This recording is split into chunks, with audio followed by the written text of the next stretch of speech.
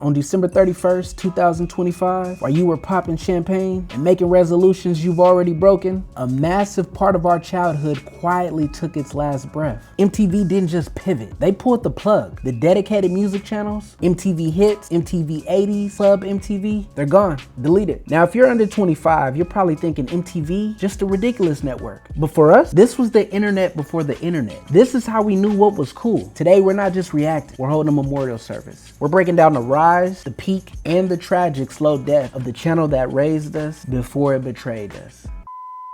Let's go back to 1999. If you weren't home at 3:30 p.m. Eastern Standard Time, did you even exist? Total Request Live, TRL, Carson Daly was the most powerful man in America. He stood in a glass box in Times Square, while thousands of teenagers screamed outside like zombies trying to get in the mall. And the beefs? Man, it was civil war. And you had to vote. You had to call in on the landline. Do you remember dialing a phone number to vote for a music video? That sounds like medieval torture now. We had moments that were like burnt into our brains. Mariah with the ice cream cart, Eminem leading an army of Slim Shadys into Radio City Music Hall. This wasn't just TV, it was a cultural event every single day.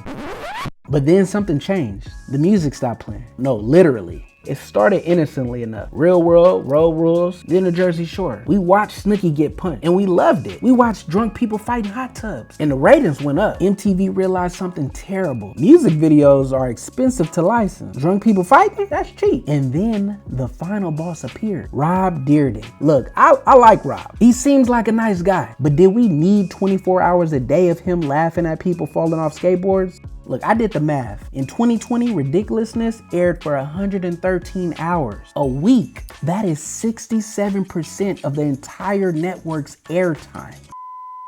For the last few years, the M in MTV stood for memory because the music was gone. They moved the actual videos to side channels, MTV Hits, MTV Classics. It was like putting your grandpa in a home. Like, yeah, we love you. Just go sit over there on channel 800 where nobody looks. And on New Year's Eve 2025, they finally stopped pretending. The shutdown represents the final nail in the coffin of the monoculture. We don't watch the same thing anymore. We have algorithms now. Your TikTok feed is different from mine. We lost the shared experience. We lost that. Did you see that video yesterday? Conversation at the lunch table.